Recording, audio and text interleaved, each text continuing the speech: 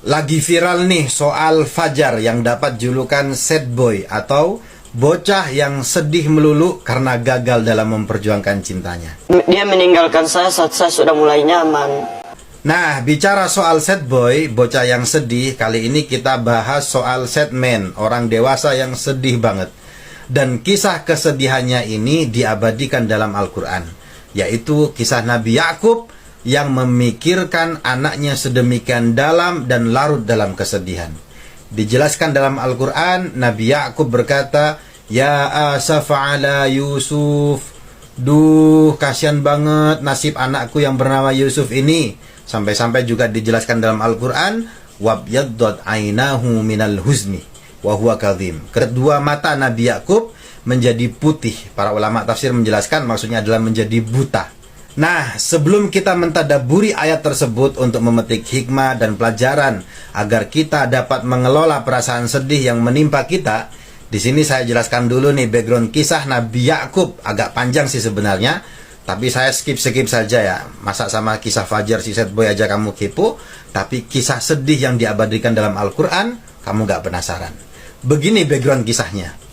Karena ada konflik di keluarganya, Nabi Yakub yang merupakan putra dari Nabi Ishak akhirnya diperintahkan sama ibunya, namanya Rifqah, kalau dalam literatur Kristen dikenal dengan Rebeka.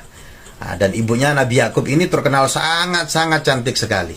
Rifqah memerintahkan anaknya untuk pergi ke Laban, yaitu saudara laki-lakinya Rifqah atau pamannya Nabi Yakub. Singkatnya, setelah bekerja membantu Laban beberapa lama, Nabi Yakub ini falling in love. Dia jatuh cinta kepada putrinya Laban, jadi sepupunya sendiri nih. Namanya Rahil, dalam literatur Kristen dikenal dengan Rahel. Si Rahel ini memang luar biasa terkenal cantik banget. Nah, Nabi Yakub bilang tuh akhirnya ke pamannya Laban bahwa dia pingin menikah sama Rahel. Akhirnya apa? Laban menjelaskan, ya sebenarnya gak apa-apa, tapi masalahnya Rahel ini kan masih punya kakak perempuan. Jadi kamu harus nikah dulu sama kakaknya, namanya Laya, atau dalam Kristen dikenal dengan Lea. Nah, nanti kalau kamu sudah nikah sama Laya setelah 7 tahun kerja sama saya nih, kamu boleh deh nanti nikah sama adiknya Laya, yaitu Rahil. Loh, emangnya bisa nikah sama saudaraan, kakak dan adik sekaligus gitu? Nah, ini kalau dalam usul fikih disebut dengan syar'u man qablana, syariat yang berlaku pada zaman nabi-nabi terdahulu.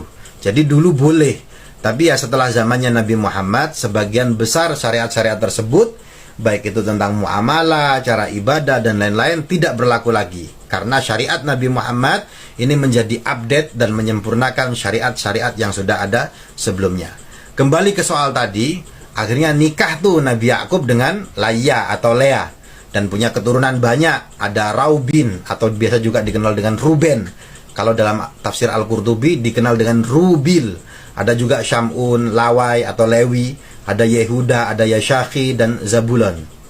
Oh ya, lupa, waktu nikah dengan Laya nih, ayahnya Laya ini ngasih hadiah seorang budak, namanya Zilfa, atau juga ada yang menyebutnya Zalfa. Tujuan utamanya dihadiahi dengan budak, ya buat bantuin si Laya. Nah, namanya budak, zaman dulu itu kan bisa juga berhubungan layaknya suami istri. Akhirnya, dengan Nabi Yakub ini, Zilfa ini punya keturunan. Yang pertama Jad, dan yang kedua Asher. Singkat cerita, setelah 7 tahun berumah tangga dengan Laya dan bekerja dengan Laban, akhirnya Nabi Yakub ini menikah dengan wanita yang terkenal cantik yang diidam-idamkannya sejak dulu. Adiknya Laya, namanya Rahil atau Rahel. Waktu nikah, si Rahil ini ayahnya juga ngasih hadiah budak, namanya Balha. Kalau di ajaran Kristen dikenal dengan Bilha. Dari Balha, Nabi Yakub punya keturunan namanya Dan serta Naftali.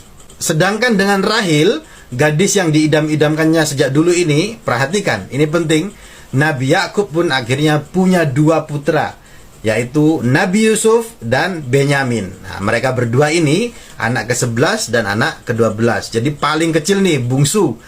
Dan setelah melahirkan Benyamin, ketika Rahil masih dalam keadaan nifas setelah melahirkan, Imam Al-Qurtubi menjelaskan Rahel ini meninggal dunia. Jadi posisi Nabi Yusuf dan Benyamin ini jadi yatim. Karena apa? Karena gak punya ibu. Nah, karena alasan inilah Nabi Yakub itu rasa sayang dan perhatiannya lebih ke Nabi Yusuf. Bayangin aja, sudah lama jatuh cinta sama Rahel. Perjuangan mendapatkannya juga lama banget. Begitu nikah dan melahirkan, malah meninggal. Yatim tuh akhirnya. Mana masih kecil-kecil dan ganteng banget lagi. Oh ya, lupa, ini sekedar untuk diketahui ya. Kita tahu kan Nabi Yusuf itu gantengnya luar biasa. Yaitu tidak lain kenapa? Karena punya ibu Rahil dan nenek Rifqo atau Rebeka. Yang keduanya ini memang waktu itu terkenal cantik banget. Jadi benih cakep itu sudah ada. Nah, karena rasa sayangnya Nabi Yakub kepada Yusuf ini berat banget, maka cemburulah anak-anak dari Nabi Yakub dengan Laya tadi itu, yaitu Yehuda, Lewi, dan lain-lain. Singkat cerita, mereka pengen nih membunuh Nabi Yusuf supaya perhatian dan cinta dari sang ayah itu jatuh kepada mereka. Setelah bikin skenario sedemikian rupa, akhirnya gak jadi dibunuh, tapi sudah sepakat dah dimasukin ke dalam sumur aja dah. Kemudian bajunya Nabi Yusuf ini dikasih darah, kemudian mereka pulang dan bikin kabar hoax kepada Nabi Yakub. Ayah, maaf banget nih, kami gak bisa jaga adik Yusuf. Dia dimakan serigala, mati. Ini buktinya, ada baju yang kena darah-darahnya Nabi Yusuf. Nah, cerita lengkapnya baca deh sendiri deh di surat Yusuf. Nah, disinilah Nabi Yakub sedih banget. Digambarkan dalam Al-Quran, wabyaddot ainahu. Nabi Yakub kedua matanya menjadi putih, menjadi buta. Karena dua kondisi psikologi. Pertama, minal huzni, dari kesedihan. Dan kedua, wahwa kadhim, menahan perasaan jengkel, campur sedih, campur marah yang tertahan di dalam dada. By the way, kisah yang dibahas tadi namanya sejarah ya, memang ada beberapa versi. Jadi kalau seumpama nanti kamu cross check ada sedikit perbedaan detail, ya wajar. Misalkan kalau dalam tafsir Al-Qurtubi dijelaskan Nabi Yakub itu nikah sama Laya, tapi setelah Laya meninggal baru deh dia menikah sama si Rahil. So, pelajaran apa yang bisa kita ambil dari kisah butanya Nabi Yakub ini? Perhatikan, mata yang menjadi buta, kita tahu bahwa ini adalah wilayah medis. Tapi ternyata penyakit medis itu terkadang tidak disebabkan dari hal-hal yang tampak, tapi bisa juga disebabkan dari kondisi psikologi.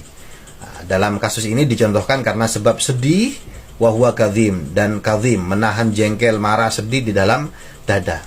Jadi sedih itu boleh, sedih itu manusiawi, tapi kalau berlebihan malah bisa berkembang menjadi plus penyakit medis. Nah, urusannya nanti malah panjang kalau kamu harus ke rumah sakit, ngurus BPJS dan lain sebagainya.